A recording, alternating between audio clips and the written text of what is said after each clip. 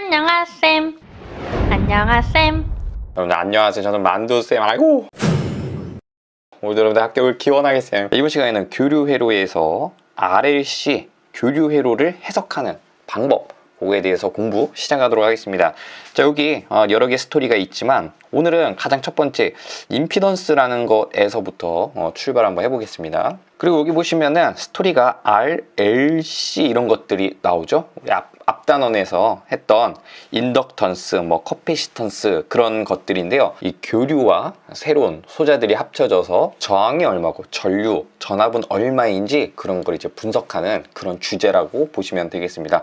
차근차근 한번 같이 살펴볼게요. 이번 시간 한 두 가지 스토리가 준비되어 있어요. 첫 번째는 우리가 교류회로에서 해석하는 첫 스타트이기 때문에 임피던스란 게 이제 자주 나올 거예요. 이게 무엇인지 한번 살펴보고, 두 번째 스토리는 이제 어드미턴스라는 개념도 챙겨 가도록 하겠습니다. 자, 그럼 첫 번째 주제부터 한번 가볼게요. 자, 임피던스입니다. 자, 임피던스가 이제 뭐냐라고 한다면, 자, 여기 개념을 일단 먼저 같이 한번 써보실게요. 자, 지금 주제가 교류회로입니다. 앞에서는 직류회로였어요. ohm의 법칙 써서 I는 R분의 V 써서 여기에 몇 암페어가 흐르고 전압이 얼마나 흐르는지 연구하는 것이 앞에 1단원 직류회로였는데, 여기는 교류회로입니다. 그래서 교류회로에서 회로를 분석하다 보니 교류회로에도 전류가 흐르는 걸 방해하는 성분이 있거든요. 그것을 이제 임피던스라고 합니다. 그래서 교류회로에서 전류가 흐르는 것을 방해하는 정도다. 자, 즉 예를 들면 무엇이냐면, 우리가 직류회로에서는 이렇게 전류가 흐르는 것을 방해하는 성분을 저항이라고 했고 R이라고 이제 우리가 정의해서 사용을 했었어요. 그런데 교류회로에서는 이것을 이제 뭐라고 한다? 임피던스라고 합니다. 임피던스라고 하고 Z다 이렇게 이제 우리가 쓰게 되어 있습니다. 그래서 이렇게 비교해서 알아두시고요. 아니, 그러면 왜 교류에서는 이름을 이렇게 따로 붙였냐라고 한다면, 교류회로에서는 좀 다른 현상이 발생합니다. 저기 보시면 제가 교류회로에서 자주 사용되는 소자에서 여기 써놨거든요. 자, 이것이 R, 저항이고요. 이것은 L, 성분을 가진 인덕터 또는 코일 또는 리액터라는 소자고, 요거는 이제 커패시턴스를 가진 C, 콘덴서, 커패시터입니다. 교류를 공급을 하면 이 L과 C가 교류에 반응해서 전류를 방해해요. 이 교류의 주파수에 따라 달라지는데, 그렇기 때문에 교류회로를 분석할 때는 저항뿐만이 아니라 이런 것들도 우리가 고려를 해줘야 돼요. 그러다 보니 이 교류회로에서는 우리가 임피던스라는 용어를 이제 도입을 하게 되었다. 이런 흐름으로 이해를 해주시면 되겠습니다. 자, 다시 말씀, 여기 교류라고 했죠? 교류는 시간에 따라 크기와 방향이 바뀝니다. 자, 요런 교류, 전압이 이제 공급된 것을 가정을 해보면 이런 측면이 있을 거예요. 자, 요렇게 한번 제가 놓아보면 첫 번째, 두 번째 해서 두 가지를 스토리 한번 분류를 한번 해볼게요. 첫 번째는 어떤 게 있냐면, 우리 주파수라는 걸 도입했었죠. 주파수 F라는 걸 우리가 도입을 했었어요. 이 F는 단위가 헤르츠였고 1초 동안 몇 번 진동하니 이런 의미였어요. 그래서 예를 들어서 60Hz다라고 한다면 1초에 60번 진동하는 전압을 떠올려 주시면 됐습니다. 그러면 이 주파수가 만약에 커진다면 많이 진동하는 거죠. 많이 떨리는 것이죠. 그렇기 때문에 어떤 모습을 연상하시면 되냐면, 주파수가 크다면 자, 요렇게 왔다 갔다 요런 모습을 떠올려 주시면 되는 거예요. 이런 것이 이제 교류가 되겠죠. 이 주파수 값에 따라서 요 L과 C는 전류의 흐름을 방해한다라는 겁니다. 그래서 그것을 고려하자라는 것이고, 자, 그리고 독특한 것이, 만약 주파수 이 F가 값이 작아진다면요, 덜 떨리는 것이죠. 그럼 어떤 걸 떠올리시면 되냐면, 자, 이렇게 좀 느슨하게, 자, 이렇게 확실히 진동하는 수가 많이 감소를 했죠. 이런 모습을 떠올려 주시면 되고, 만약에 너무 작아져서 주파수가 0이 된다라는 것은 거의 떨림이 없는 것이죠. 그럼 이것은 무엇을 의미하냐면, 이것은 자, 떨림이 없다. 그럼 이렇게 일직선이 되겠죠. 자, 이것은 무엇이냐? 직류 성분이 되겠죠. 직류에 가까운 성분이 될 것이다. 그래서 이쪽 공부하실 때는 교류는 이렇게 주파수를 갖는데 큰 거는 이런 모습, 작은 거는 이런 모습. 거의 0이면 직류, 5V, 9V 이렇게 일정한 그런 모습을 떠올리시면서 공부를 하면은 훨씬 이해가 빠르실 겁니다. 자, 그럼 요거는 제가 지워 보겠고요. 요 밑에 본격적으로 같이 한번 알아보도록 하겠습니다. 자, 그러면 교류회로에서 자주 사용되는 소자를 소개하면서 우리 기능사에 자주 출제되는 공식도 이 그림에 한번 같이 담아 볼게요. 여러분들 이거 한번 같이 쓰면서 A4 용지나 또는 교재 빈칸에다가 차분하게 좀 쓰면서 이 스토리를 파악을 같이 한번 해보도록 하겠습니다. 자, 지금 여기서는 제가 이해하기 쉽게 하기 위해서 직렬 아래처럼 직렬 연결된 부분을 가지고 설명을 드려 볼게요. 병렬 연결이 될 수도 있지만 일단 직렬이 가장 시험에도 많이 나오고 또 해석하기가 좋기 때문에 이런 모습으로 가겠습니다. 무슨 얘기냐면 지금 요것을 요런 회로 기호를 썼었죠. 무엇이냐면 저항이라고 했습니다. R이라고 이제 우리가 썼었고요. 이것은 저항이다. 자, 이런 저항 소자가 회로에 있고, 그리고 직렬로 자 이렇게 꼬아진 것, 이거 우리가 뭐라 불렀냐면 코일, 인덕터, 리액터라고 일컫습니다. 자, 그래서 이거 써보면요, L 성분을 가졌었죠. 이것은 인덕턴스다라고 이제 했었고요. 떠올려야 하는 공식은 L라인은 N빵 이 공식 같이 계속 가져가셔야 되고요. 자, 이 값을 갖는 이제 소자를 뭐라고 하냐면 우리가 리액터라고 이 얘기를 하게 될 것이다. 리액터. 자, 영어는 이렇게 쓴다. 리액터. 또 이것은 이제 코일이라고도 이제 우리가 일컬을 수 있고 인덕터라고도 이제 했었죠. 네, 그래서 이렇게 정리를 해 주시고, 글씨가 너무 많으면 복잡하니까 자 이런 거 이제 또 지우고 이렇게 기억을 해 주시면 되겠습니다. 자, 그 오른쪽에 이렇게 생긴 거는 우리 전하를 저장할 수 있는 커패시터라고 했고, 커패시턴스라는 C라는 걸 우리가 배웠었죠. 그래서 이것은 우리가 커패시턴스다. 그리고 이런 값을 가진 소자를 우리가 커패시터라고 했었습니다. 그리고 또는 이것은 우리가 기출문제 같은 데서는 콘덴서라고도 표현이 됐었죠. 영어로는 커패시터 이렇게 쓰이기도 하니 참고를 해주시면 되겠습니다. 자, 이렇게 지워보고요. 자, 그래서 이 삼형제입니다. RLC 삼형제가 우리 교류회로 해석할 때 많이 등장하니까 이 세 가지를 필수적으로 갖고 가셔야 되고요. 자, 더 필수적으로 아셔야 될 것들을 여기 밑에 같이 한번 써볼게요. 자, 첫 번째, 자 이렇게 지금 교류를 공급했을 때, 자, 요 저항에서는 어떤 일이 발생하냐면, 자, 요렇게 한번 써볼게요. 옆쪽에다가. 여기서는 전기 에너지가 공급되면 이 전기 에너지를 직접 소비해서 열로 소비를 하게 됩니다. 그래서 여기서 열이 발생을 하게 되죠. 자, 그래서 여기 써보면, 자, 열이 발생한다. 즉, 전기 에너지를 소비하겠죠. 즉, 열로 소비할 것이다. 그리고 하나 더 가져가야 될 것은, 이렇게 전기 에너지가 직접적으로 소비가 된다면 이쪽에서는요, 흐르는 전류 I와 전압 V가 같은 위상이다 라고 해서 동위상이라고 이제 우리가 얘기를 합니다. 그래프로 그린다면 요 저항 쪽에서는 전류가 요만큼 흘렀다면 전압도 요렇게 이제 가해지기 때문에, 자, 이게 교류의 모습이죠. 지금 위상이 같이 일치하기 때문에 전기 에너지가 열로 잘 소비가 된다. 그런 상황임을 이해를 해 주시고요. 자, 이제 요거 제가 표기를 I와 V로 이제 해볼게요. 그러면 지우고 I와 V가 동위상이다. 이렇게 정리를 해 주시면 되겠습니다. 자, 그래서 제가 이 저항 부분을 빨강색으로 이렇게 표기를 한번 해 보도록 하겠습니다. 자, 이제 오른쪽 한번 가보겠습니다. 자, 이 리액터와 콘덴서는 좀 이 교류에 좀 재미있는 반응을 좀 합니다. 그래서 요거는 우리가 파랑 색깔로 따로 이렇게 같이 표기를 해줘 볼게요. 자, 요렇게 파랑 색깔로 표기를 하고, 자, 요 두 가지는 좀 달리, 저항과 달리 해석해 주어야 한다. 어떻게 해석해야 되냐 봤더니, 첫 번째, 자, 요것은 전기 에너지를 직접 소비하지 않고요, 에너지를 저장합니다. 어떻게? 자개 에너지로 저장을 한다. 자, 우리가 무슨 얘기를 했었냐면, 자, 이 리액터에 코일 성분에 전류를 흘리면 자속이 발생했었죠. 그러면 자개 에너지로 저장된다라고 했어요. 그 값은, 그래서 이때 나왔던 공식이 2분의 1 Li 제곱 기억하십니까? Li 제곱 2분의 1 Li 제곱만큼 에너지가 저장된다, 이런 얘기 했었죠. 그래서 이쪽에서는 전기 에너지가 직접적으로 소비되지는 않는다라는 것입니다. 그리고 또 하나 독특한 특징은 무엇이냐? 전류와 전압의 위상이 좀 달라져요. 전류가 늦어지는 이런 좀 신비로운 또 현상이 또 생기거든요. 자, 그러니까 정리를 하면 전류가 전압보다 위상이 90도 뒤지더라. 그래프를 그려본다면 예를 들어서 전압이 이렇게 공급이 됐다고 가정해 볼게요.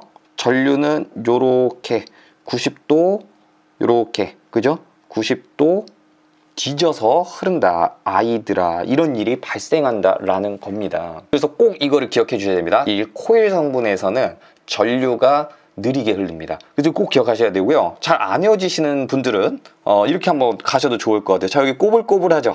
자, 꼬불꼬불하니까 전류가 잘 흐를 것 같아, 안 흐를 것 같아요? 잘 안 흐를 것 같아요. 자, 꼬불꼬불이기 때문에 전류가 조금 늦게 흐른다. 얼마? 90도만큼 지연되어서 흐른다. 그래서 지상 전류가 흐른다. 이런 얘기가 나오게 되는 겁니다. 자, 그럼 여기 지워보고요. 여러분들 이렇게 정리해서 가져가시면 되겠습니다. 자, 그 오른쪽 볼게요. 자, 요것도 달리 해석을 해줘야 되는데, 자, 이렇게 보니까, 자, 여기는 전하가 축적된다 그랬죠? 그러다 보니까 전하가 축적돼서 전기 에너지로 저장될 것이다. 또는 정전 에너지로 저장될 것입니다. 여기서도 전기 에너지는 소비가 되지 않는다. 자, 그리고 반대입니다. 여러분들 항상 공부할 때 그 반대 개념이 나오겠지? 이렇게 예측해서 하면은 훨씬 잘 받아들일 수 있거든요. 자, 생각해보세요. 요거는 전류가 늦었어. 꼬불꼬불. 그럼 얘는 반대로 전류가 앞서는 그런 현상이 발생을 합니다. 그래서 정리를 하면 이 전류 I가 V보다 위상이 90도 앞선다. 앞서기 때문에 진상, 나아갈 진자를 써서 진상 전류가 흐른다. 이런 얘기가 나오게 되는 것입니다. 자, 이렇게 정리가 되었죠? 자, 그럼 좀 묶어볼 수 있을 것 같아요. 어떻게 묶느냐 봤더니, 자, 전기 에너지를 직접 소비하는 요 저항 부분을 따로 해석을 좀 해주시고, 그리고 전기 에너지를 직접 소비하지 않는, 자, 여기 L과 C 이렇게 되어 있는 요 파트를 분리해서 우리가 공부를 하면은 되겠습니다. 자, 그러면 이러이러한 이유로 요 리액터는 전류의 흐름을 방해하는 성질을 가지고 있어요. 그건 수치로, 값으로 얼만큼 방해하니 이런 거 궁금하겠죠. 그래서 나온 개념이 무엇이냐면 리액턴스라는 개념이 이제 나오는 것입니다. 자, 여기서 한번 써볼게요. 자, 큰 줄기를 이제 또 한번 써보겠습니다. 이렇게 내리셔서 우리가 표기를 X, L 이렇게 이제 하고요. 이것을 우리가 뭐라 부르냐면 리액턴스. 자, 그런데 이 인덕턴스 L 부하에서 전류의 흐름을 방해하는 정도이기 때문에 우리 이런 것들을 뭐라 부르냐면 유도성이다 이런 얘기를 했었죠. 그래서 우리 유도 리액턴스라고 이제 얘기를 합니다. 그래서 이거는 유도 리액턴스다. 영어로 리액턴스는 리액턴스. 자, 이렇게 이제 쓰고요. 교류에 대해서 이제 반응을 하는 것입니다. 자, 불필요한 거 하면 지워보고. 자, 이것은 공식을 꼭 가져가셔야 되는데 여러분들 이거는 좀 외워주셔야 됩니다. 일단은 기출 문제를 풀이를 해야 되니까 일단 입으로 좀 이렇게 발음을 하면서 한번 외워볼게요. 발음하다 보면 또 잘 이렇게 붙거든요. 자, 뭐냐면 오메가 L입니다. 오메가 L 이렇게 써줍니다. 유도 리액턴트 XL은 오메가 L 이걸 꼭 기억해 주셔야 됩니다.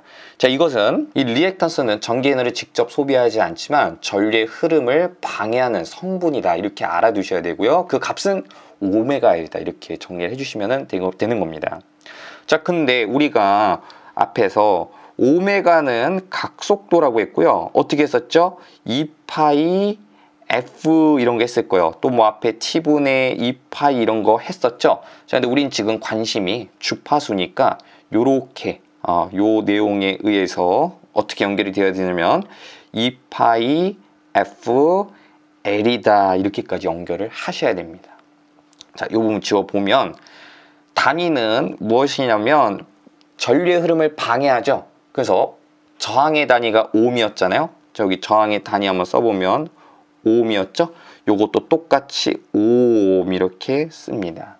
그래서 요렇게 단위를 보고 흐름을 방해하는구나 이렇게 우리가 추측을 할 수가 있겠죠? 그래서 여러분들은 공식 요렇게 세트로 꼭 가져가셔야 되고요. 자, 이거를 좀 확장해서 우리가 임피던스라고 이제 이야기하고 Z로 표기하며 밑에 L 이렇게 쓰시고 이 리액터의 임피던스는 우리가 허수 부분으로 표현을 합니다. 이게 좀 굉장히 좀 흥미로운 것이죠. 우리 앞에서 복소수로 뭐 교류 전압을, 우리 교류를 복소수로 표현하는 걸 이제 우리가 앞에 했었죠. A 더하기 JB의 형태로. 자, 여기서는 이 L과 C 성분은 J, 허수를 도입해서 허수로 표기를 하는 겁니다. 그래서 어떻게 하냐? J 오메가 L 이렇게 표기를 하는 겁니다. 위에다가 J를 붙여서 표기가 이제 되는 거예요.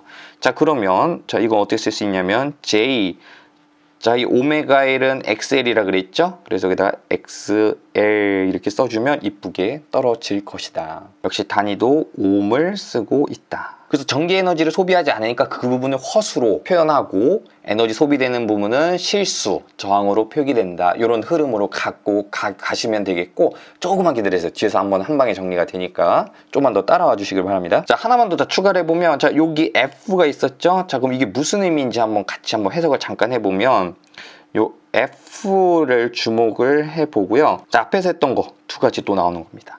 만약에 이 F 주파수였죠? 주파수가 커지는 경우와 주파수가 작아지는 경우, 너무 작아져서 0에 가까운 경우를 한번 떠올려 볼게요. 어떤 현상이 이제 발생하는 거냐면, 이 주파수가 높아진다는 얘기는 많이 떨린다는 얘기죠. 많이 진동한다. 이런 교류의 모습.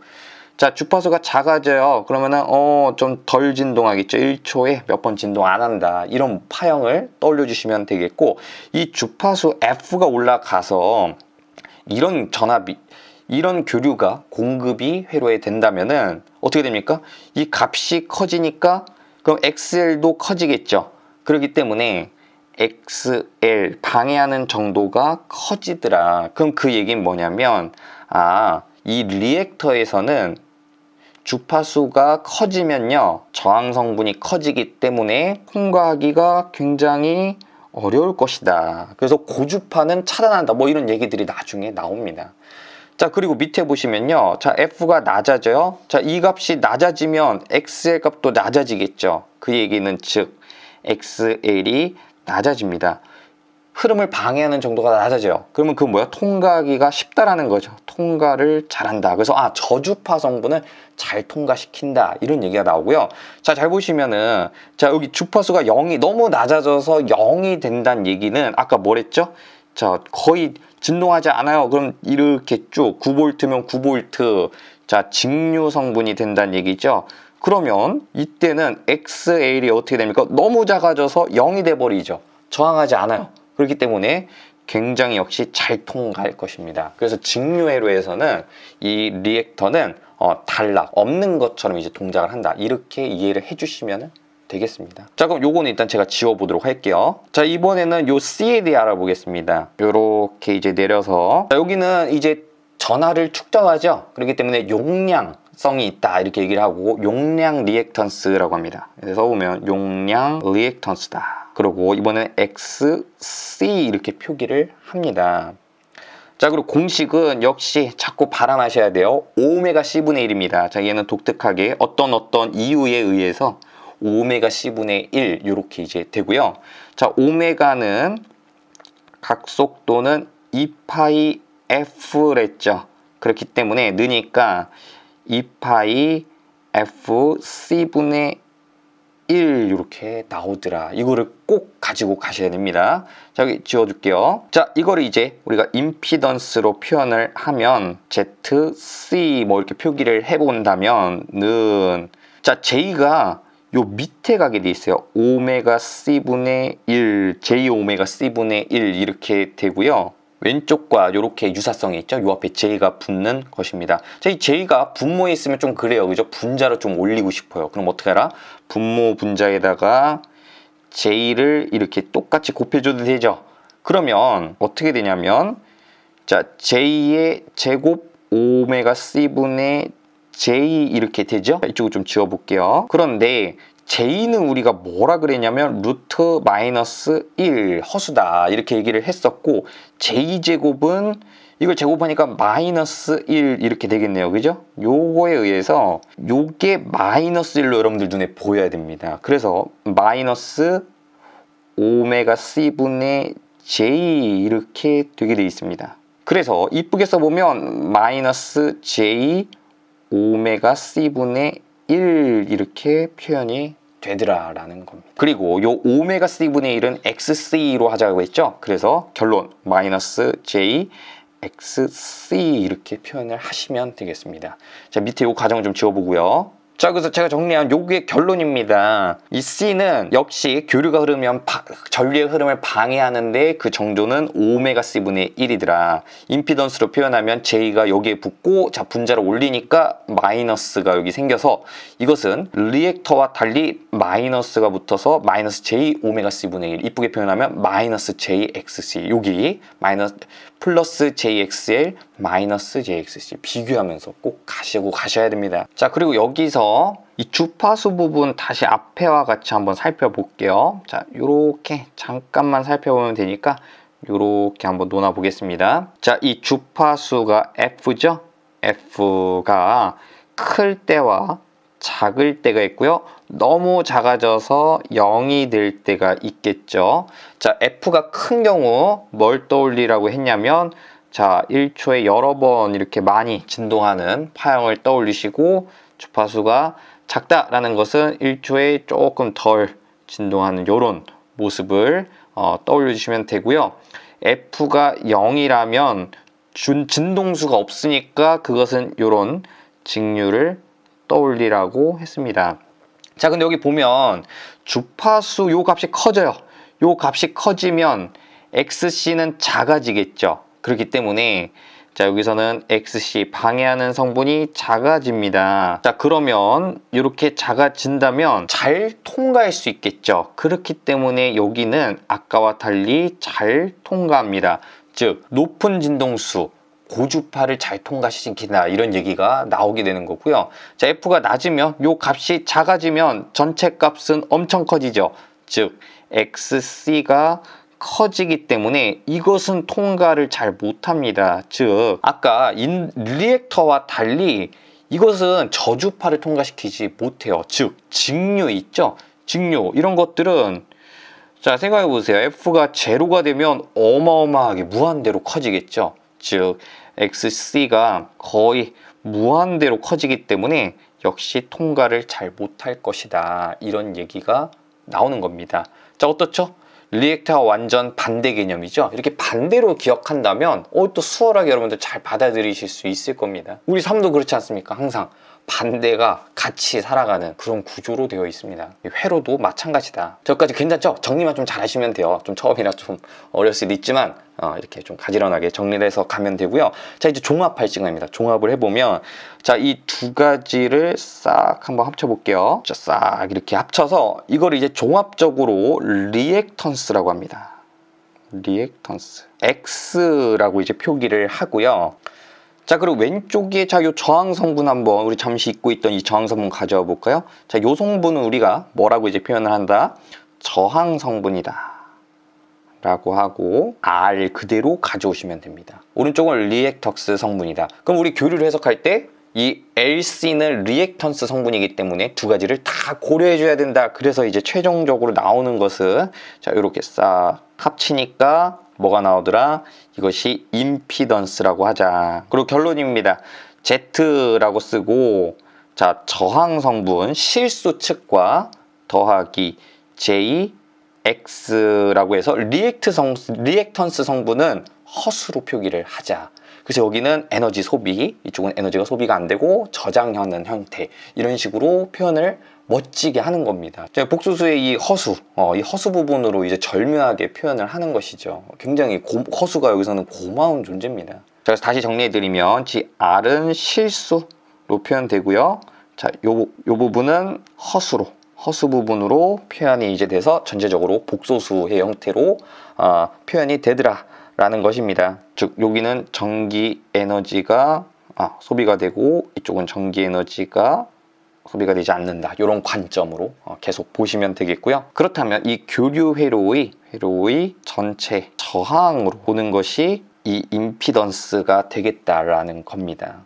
자, 그럼 여기 불필요한 거 좀 지워보고 그럼 이제 우리 시험 문제에서는 어떤 것들이 이제 출제가 되냐면 자, 요것을 우리가 이제 직각좌표로 표현하는 거 우리 한번 해봤었죠? 앞에서 이것을 직각좌표로 표현을 하면 이 크기, 임피던스의 크기와 어떤 위상도 구할 수가 있는데요. 어떻게 했었죠? 요렇게 해라. 이쪽은 실수 측이었고 이쪽은 허수, 그러니까 J였어요.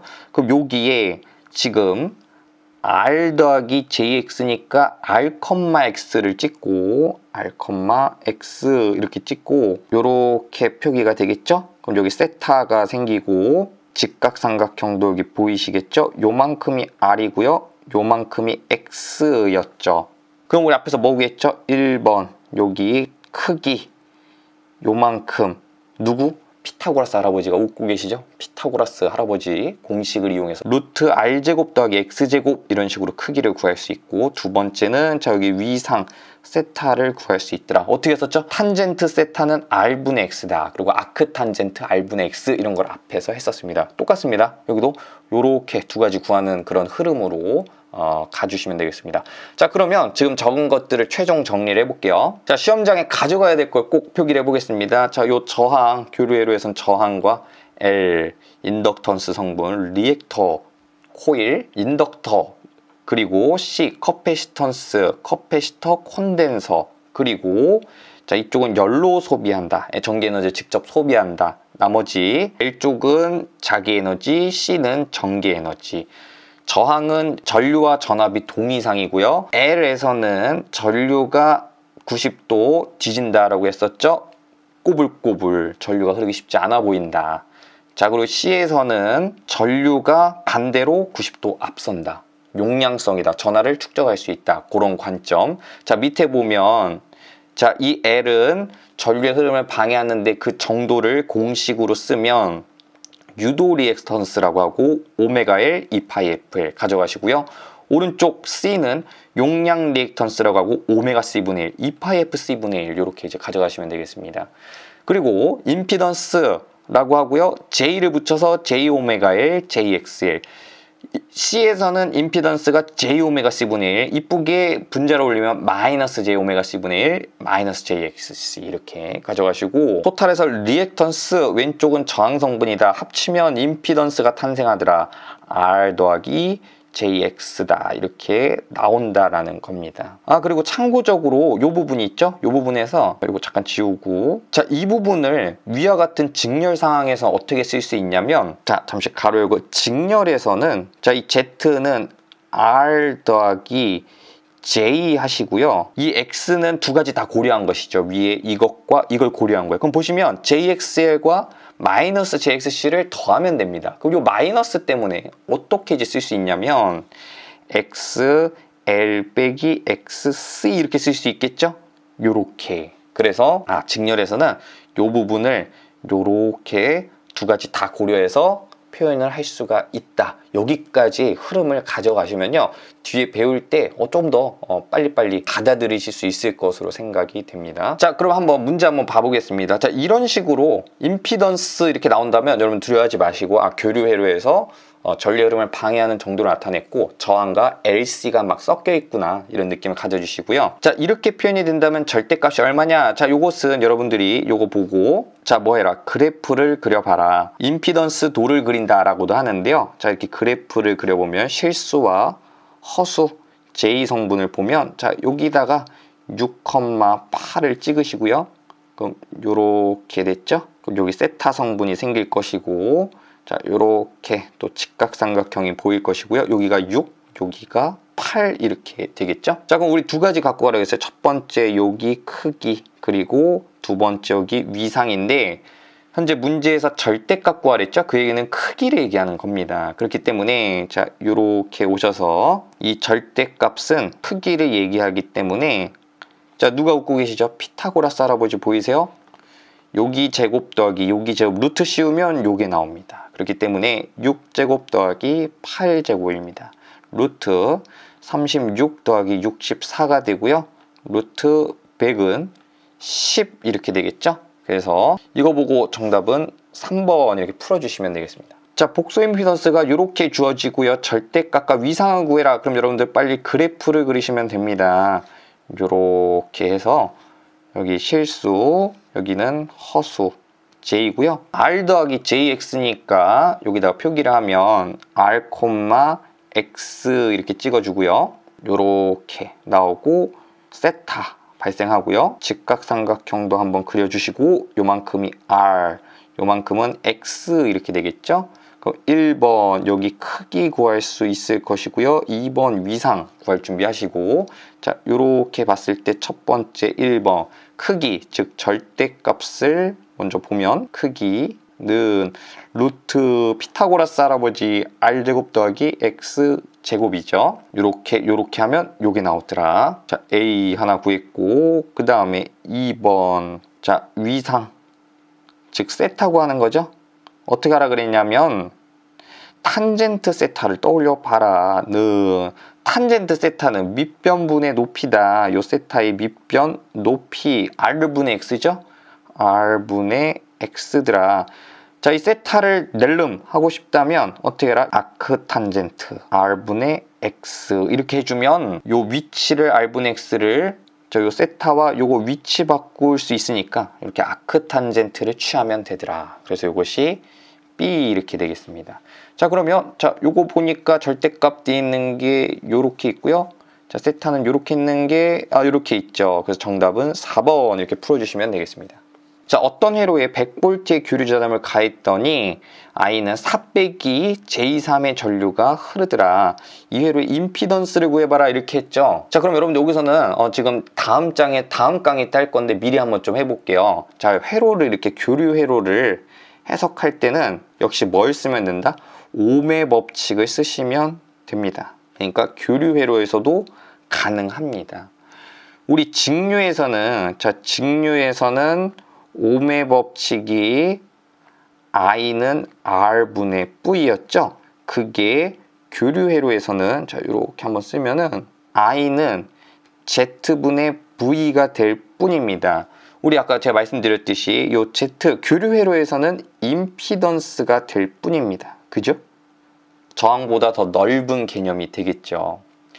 즉 이 Z 도트를 찍어서 복소수로 표현하면 R뿐만이 아니라 JX까지 고려를 해야 되더라. 그래서 이것이 직류와 교류의 차이점입니다. 좀 더 넓어진 그런 느낌이죠. 그러나 똑같이 옴법을 적용하면 회로 해석을 쉽게 할 수 있다라는 것이고요. 자 여기서 한번 구해볼게요. 지금 임피던스가 하는 거죠. 자 임피던스 현재 복소수 표현된 거를 구해야 되는 상황입니다.